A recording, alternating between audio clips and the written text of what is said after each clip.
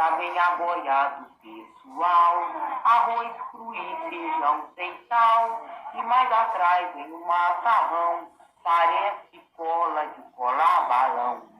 E mais atrás vem a sobremesa, banana podre em cima da mesa. E mais atrás vem uma funcionária, que são as putas mais ordinárias. Oi, gente! Nesse vídeo eu resolvi abordar um assunto mais sério, presente na história do nosso país, que eu acredito não ser do conhecimento de muitas pessoas. Esse vídeo será dividido em duas partes. Nessa primeira parte eu apresentarei a história e alguns fatos do Hospital Colônia de Barbacena, Minas Gerais. E os documentários e os sites que eu usei de pesquisa para fazer esse vídeo eu vou deixar aqui na descrição, se você tiver interesse de assistir ou ler mais sobre ele. A segunda parte eu vou voltar para falar do livro O Holocausto Brasileiro, da jornalista Daniela Arbex, onde ela relata algumas coisas que aconteciam no hospital a partir de depoimentos de ex-funcionários e sobreviventes. Antes de iniciar o vídeo, eu quero reforçar que se você é sensível a temas relacionados a maus tratos, tortura e estupro, eu peço que você não assista esse vídeo. Plim. O Hospital Colônia é um hospital psiquiátrico fundado no ano de 1903 em Barbacena, Minas Gerais. Ele fazia parte de um grupo de 7 instituições psiquiátricas, o que auxiliou a dar Barbacena o apelido de Cidade dos Loucos. E as barbaridades que aconteciam naquele hospital, junto com a internação de pessoas que não tinham transtornos mentais, ocorreram entre o ano de 1950 e 1980. O hospital era enorme, ele tinha capacidade de 200 leitos, mas na década de 1950 ele abrigava mais de 5.000 pessoas que iam parar na instituição através de trem, numa situação já precária. O trem era lotado de pessoas, os vagões eram super apertados e quando eles chegavam, eles entravam pela parte de trás do hospital, onde começamos a notar a semelhança do tratamento dos nazistas em relação aos judeus. Quando os pacientes chegavam no hospital, lá eles perdiam todos os seus bens pessoais, suas identidades e tinham a cabeça raspada, além de tomar banho com jatos de mangueira. Eles vinham de vários estados e o hospital tinha como objetivo cuidar de pessoas que tinham transtornos mentais, mas ele acabou por fim, funcionando como um depósito de pessoas renegadas pela sociedade, até pela própria família. Lá iam para pessoas que perdiam documentos, prostitutas, mães solteiras, meninas que perdiam a virgindade antes da idade, pessoas que iam contra os ideais da família, ou até mulheres que eram estupradas por seus patrões. Também iam homossexuais. Enfim, iam várias pessoas com histórias diferentes. Era realmente um depósito de lixo humano. E as condições daquele lugar eram surreais, eram desumanas. As pessoas não tinham água encanada, o que levavam elas a beber água de esgoto de céu aberto. Elas não tinham camas, elas dormiam no chão dos quartos e corredores que eram forrados com capim. No relato de uma ex-funcionária, ela fala que tirava os capins de dentro das alas e colocava para secar durante o dia e de noite ela pegava esses capins e forrava o chão de novo para os pacientes não dormirem direto no chão. Mesmo assim, eles passavam muito frio e tentavam se aquecer um com o calor corporal do outro, mas alguns ainda acabavam morrendo por hipotermia. Além disso, as pessoas eram expostas a inúmeros maus tratos físicos e psicológicos. E isso tudo era feito com o intuito de acalmar o paciente, mas também era usado como castigo, era basicamente uma tortura, e algumas também só sofriam o tratamento de choque ou essas outras punições porque um funcionário não ia com a cara dela, não gostava do paciente, ia lá e fazia por maldade. Tudo daquele lugar é feito por maldade, né, na verdade. Muitos pacientes também eram vítimas de estupro. Doentes eram deixados nas suas alas para morrer. Cara, chegava ao ponto das mulheres grávidas se cobrirem de fezes para os funcionários não chegarem perto delas e nem os pacientes. Algumas delas fugiam pro porão do hospital. E lá elas passavam fome e acabavam por comer ratos. Gente, é surreal as coisas que aconteciam nesse hospital.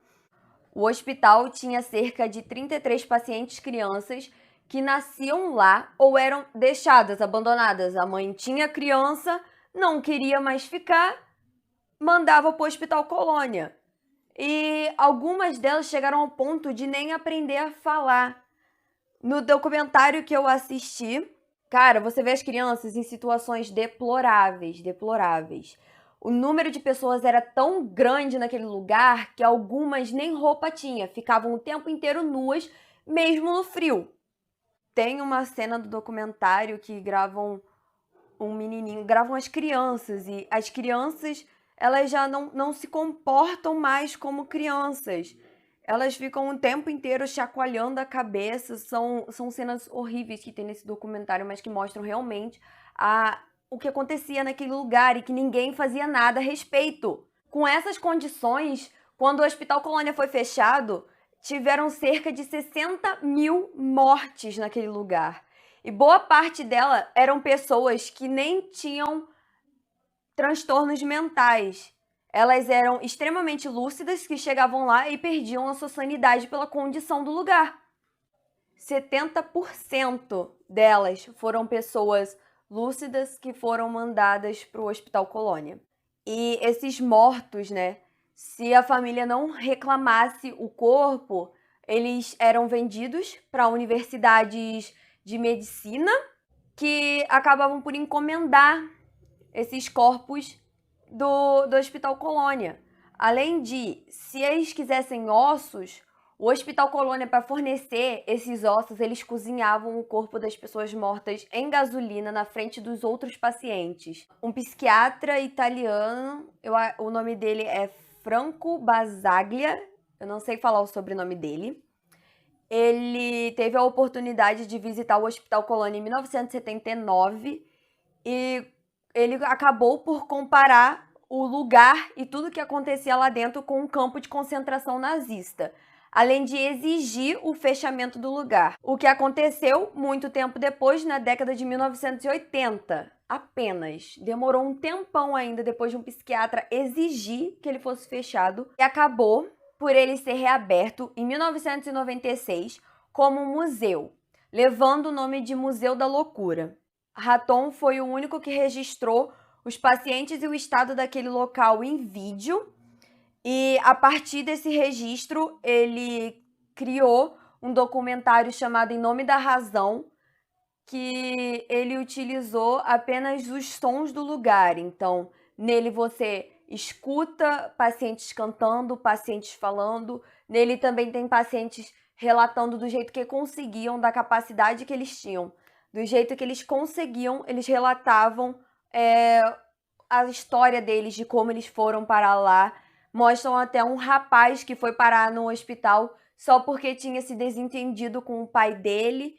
E por causa desse desentendimento, o pai dele mandou ele para o hospital. Também contam a história de uma senhora que foi parar no Hospital Nova só porque tinha pedido para o pai para receber a mesma quantia que os irmãos dela recebiam na colheita de café. Eu também queria falar sobre uma entrevista que a Record fez com uma ex-paciente do hospital chamada Geralda Siqueira. Ela não tinha nenhum transtorno mental quando foi internada no hospital. Ela foi mandada para lá com 14 anos grávida depois de ter sido estuprada pelo seu patrão rico. Quando tiraram o filho dela e deram ele para adoção, ela recebeu tratamento de choque por ter respondido uma enfermeira. Na reportagem também eles mostram um momento muito bonito, que é o reencontro da Geralda com esse filho que foi tirado dos braços dela. Depois que ela saiu do hospital, ela tentou encontrar esse filho, mas foi muito difícil para ela encontrar ele. Mas teve um momento que acabou ocorrendo o encontro dele e dele com os irmãos dele também. Depois do fechamento, os sobreviventes, que foram muito poucos, eles receberam o tratamento ideal, foram transferidos para outras instituições e eles também começaram a receber uma indenização do Estado. Na segunda parte desse vídeo, eu vou falar sobre o livro O Holocausto Brasileiro, que conta os relatos desses sobreviventes. O que me deixou mais revoltada em relação com essa história é que nada do que aconteceu naquele hospital foi investigado, então ninguém foi punido pelas barbaridades que ocorreram naquele lugar. Gente, esse foi o vídeo, esse foi o fim da primeira parte. Eu espero que vocês tenham gostado. Não esqueçam de deixar o like. E se eu falei alguma coisa errada ou se vocês acreditam ser importante acrescentar mais alguma coisa para esse vídeo, deixem nos comentários. Eu decidi trazer esse tema porque ele é de extrema importância, ele é da história do nosso país e eu acredito que não são tantas pessoas que conheçam ela. Mesmo que ela seja horrível, eu acredito que todo mundo tenha que ter consciência de que existia esse hospital e de que tudo que acontecia lá dentro. Foi isso. De novo, eu espero que vocês tenham gostado e voltem para assistir a segunda parte, tá bom? Beijo. Tchau.